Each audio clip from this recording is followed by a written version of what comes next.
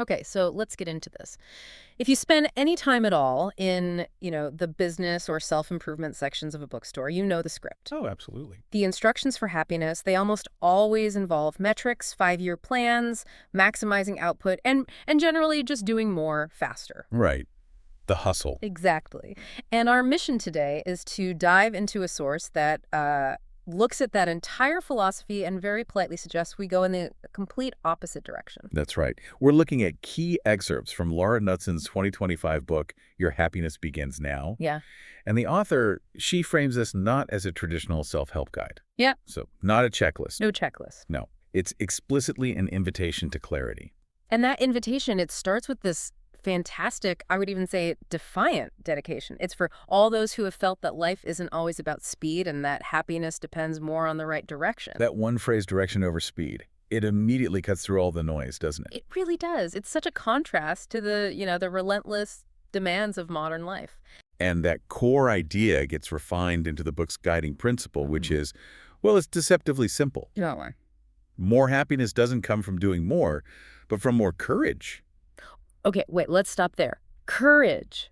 Why courage? We're usually told happiness is about external effort. Because the courage she's describing is the courage to look inward and to just stop, Yeah. to abandon that external chase. So the courage to do nothing. In a way, yes. Knudsen suggests we've been running so fast we've forgotten why we're running. The courage we need now is the courage to pause and just accept what we find when all that noise stops. And that really sets up this note on reading, which is it's groundbreaking for this genre. Knudsen actually tells you, the reader, this book doesn't need to be understood. It doesn't ask you to act, optimize, or decide. I mean, can't you imagine? The only instruction is reading and breathing is enough. It's so counterintuitive. It's a radical declaration, because if you connect the dots, it means the whole mechanism for change isn't control. It's not external activity. It's internal perception. It's allowance. And she promises to guide you step by step from inner constriction to a brighter clarity. The movement is all happening inside, while on the outside, you might just be sitting on the couch. Exactly. So if the key is internal perception, let's start where she does, the journey. The prologue makes it really clear that this path, it doesn't need some spectacular external crisis. No big event necessary. It begins simply. Mm-hmm. Now, through perception. It starts when you realize you're already in the thick of life. And that realization is so often defined by this profound and confusing paradox. Right. The feeling of something is too much, something is missing, and yet everything is there. I think everyone's felt that. You have the job, the family, the resources. Yeah. It's all there on paper. But internally, there's this deficit or maybe an overload. Something is just off. And what's powerful is how she immediately pivots away from blaming your circumstances and turns it back to you. She forces this question on you. Yes. You are the main character. Hero, heroine, victim. Which character do you choose for yourself? That's a tough question. It is, because it forces you to grapple with the core message. That the external world, all the time and energy you've invested, doesn't replace the internal. Your internal state is yours to manage. So how do we even begin to navigate that internal state without a checklist or a 5-step plan? Well, she provides 4 pillars for orientation to kind of help you find your bearings. The first one is position. Position. It just means recognizing you're not an observer of your life. You were right in the middle of it. It sounds so obvious when you say it like that. I know, but think about it. So many people just watch their life happen to them. They feel like passengers. This first pillar is about grabbing the wheel. Okay, so that's position. What's the second pillar? Direction. And this is a simple inventory, but one we almost never take the time for. It's about perceiving both sides of the coin. Meaning? What nourishes you, what expands and soothes you, versus what's become heavy, binding, or just plain worn out. Like a nutritional inventory for your soul. That's a great way to put it. And you're not judging the heavy things. You're just perceiving that they're no longer serving you. And this informs the third pillar, which is decision. And this isn't about right or wrong choices. No, she's very clear on that. Yeah. It's about consciously setting a direction based on that inner awareness you just gained. And the last one, the most critical one, notice. Yes. Notice. This is where the real wisdom lies. Depth doesn't come from speed. It comes from sincerity. That is the absolute counterpoint to the entire productivity mindset. We're told to check off more tasks for more impact. Right. And Knudsen is arguing that real lasting change is proportional to how sincere, how truly honest you're willing to be with yourself in this exact moment, even if that means slowing way, way down. That need for sincerity leads us right into chapter 1, the beginning. She says, before any action, we're standing on an invisible threshold. And on that threshold, there's no need to explain or justify how you feel to anyone else, only pure honesty with yourself. We spend so much energy trying to explain our stress or burnout to our partners, our bosses.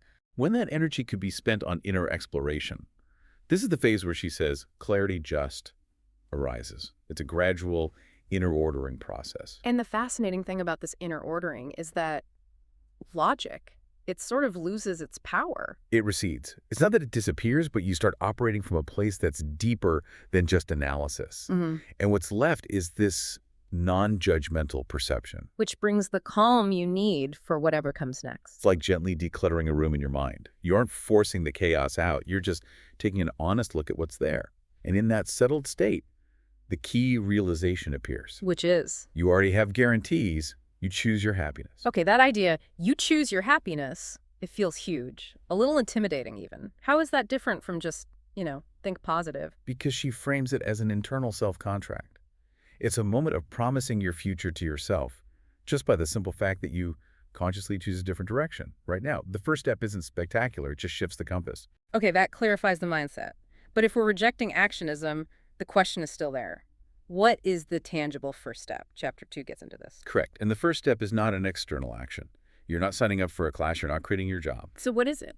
It is the deliberate direction of your attention to the present situation.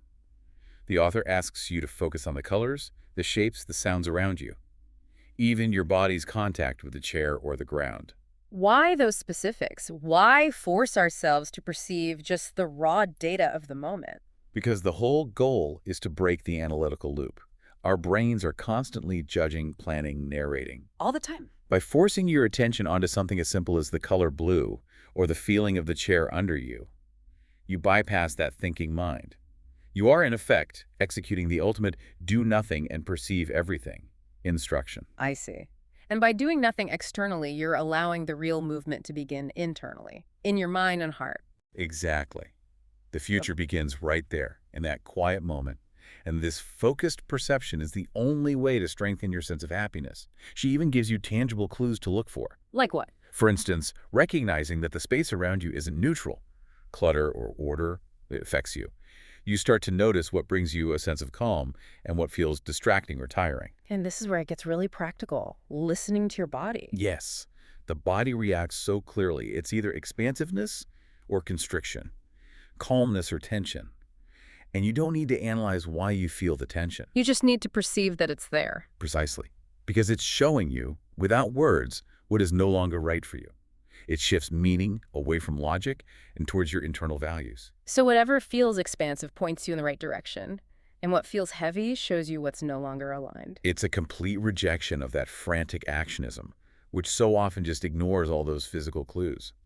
Awareness is the prerequisite to action. It's not about changing everything at once. It's about seeing where the next step makes sense, and where just letting go is actually progress. That's it. Order begins on its own when you perceive clearly, without forcing it. And that self-ordering process leads us right into Chapter 3, the alignment. How does she define alignment? Does it mean all your problems just magically go away? Far from it. Alignment is described as an inner yes to yourself, a feeling of harmony with your direction. It's not a final outcome or a resolution. So it's a feeling, a state of being. It's the realization that your life isn't ordered by control or by speed. It's ordered by your conscious choice and your sincerity. You get to a state where you don't feel like you have to explain or defend your choices anymore. She has this really powerful kind of abstract concept here.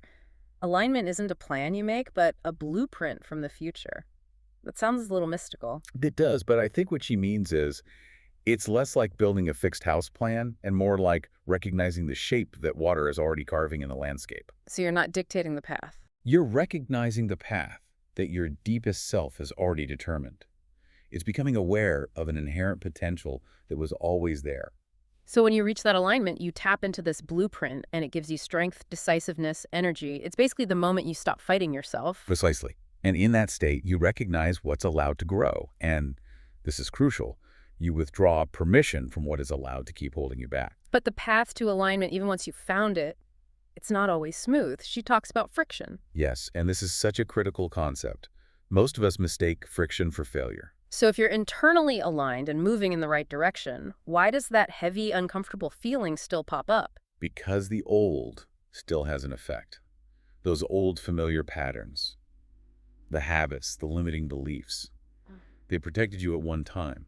They're the very definition of your comfort zone. So they feel heavy, but also weirdly comforting. Exactly. Sometimes almost comforting, as she puts it. So when I start saying no to an obligation that always drained me and I feel a sudden wave of guilt, that's friction. The old pattern pushing back. That's exactly it. And the key takeaway here is so important. Friction is not a step backward. It's not a sign you made the wrong choice. It's a clue. It's a clue. The clue identifies where your sincerity needs to be applied next. If you feel friction when you try to rest, the clue is telling you your old pattern associated rest with laziness. So the path moves with the friction, not against it. You use it as information. You do. Happiness, she says, begins not where everything is easy, but where honesty remains possible, even toward the parts of you that no longer belong. That redefines confrontation. You're not confronting a flaw, you're confronting an old protection mechanism. Exactly. You can address it with compassion, but still stick to your new direction. Now, before we wrap up, we have to talk about the fascinating context of how this book was made. This very internally focused book was created using some very cutting-edge external technology. Yes, the production notes are a real window into modern authorship.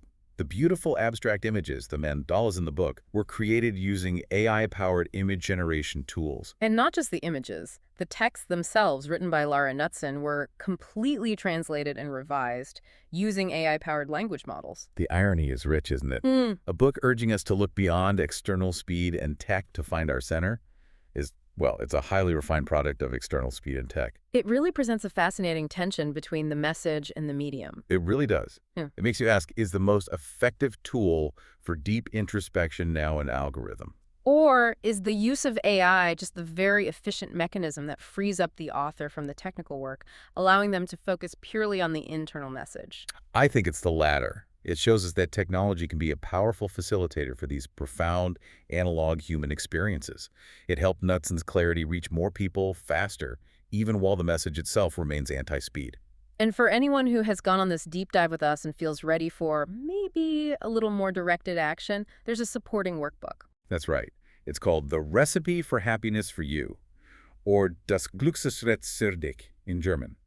It suggests that the path continues not as a completion, but as a systematic deepening of this newfound clarity. The appendix really reinforces the whole philosophy.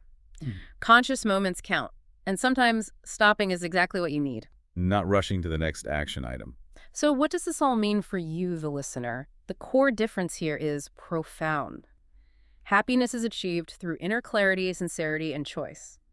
The biggest decision you make today might not be some huge move, but simply pausing to perceive. The journey continues, not as the next destination on a map, but as a deeper, more honest exploration of the direction that has already been revealed to you. It's about determining the quality of our direction by being present, not by being busy. So if depth truly comes from sincerity and not from speed, I want to leave you with this thought to mull over. What familiar patterns in your daily life are currently generating friction? Friction that you've been mistakenly labeling as a personal failure or a lack of discipline instead of recognizing it as an essential clue, a signal for your next alignment.